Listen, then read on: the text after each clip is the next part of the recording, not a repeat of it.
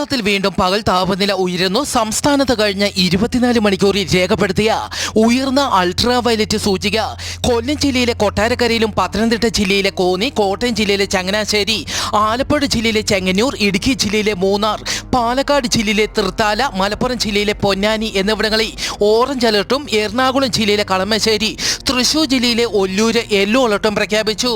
ചൂട് ഉയരുന്ന സാഹചര്യത്തിൽ പൊതുജനങ്ങൾ സുരക്ഷ ഉറപ്പാക്കുക. മലമ്പ്രദേശങ്ങൾ, ഉഷ്ണമേഖലാ പ്രദേശങ്ങൾ എന്നിവിടങ്ങളിൽ പൊതുവെ UV സൂചിക ഉയർന്നതായിരിക്കുമെന്നും റിപ്പോർട്ടിൽ പറയുന്നു. സമീപഭാവിയിൽ ഇന്ത്യയിലും ചൈനയിലും 8 തീവ്രതയുള്ള ഭൂകമ്പത്തിന് സാധ്യതയുണ്ടെന്ന് പഠന റിപ്പോർട്ട്.